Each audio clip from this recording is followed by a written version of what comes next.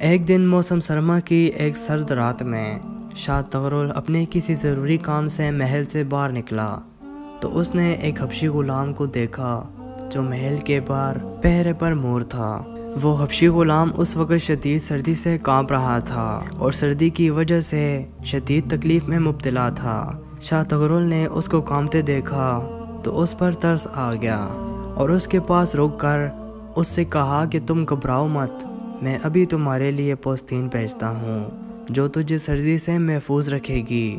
شاہ تغرل یہ کہہ کر جب محل میں واپس لوٹا تو اس حبشی غلام کو پوستین بھیجنا بھول گیا اور یہ بات اس کے ذہن سے نکل گئی کہ اس نے حبشی غلام کو پوستین بھیجنے کا وعدہ کیا تھا۔ اس حبشی غلام کو اس شدید سردی میں دوہری زحمت اٹھانا پڑی۔ ایک شدید سردی کی وجہ سے دوسری بادشاہ کی وعدے کے انتظار کی کہ وہ اس کے لیے پوستین بھیجے گا۔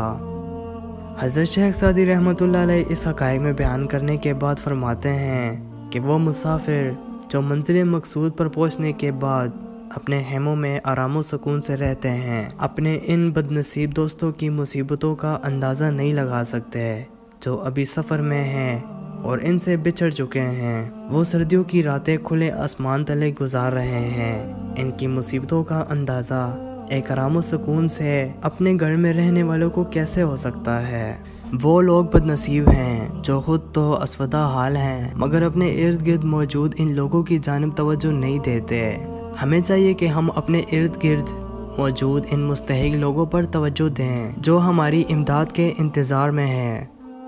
اسلامک واقعات حدیث شریف سننے کے لیے ہمارے چینل کو ضرور سبسکرائب کریں اور ویڈیو کو لائک کریں۔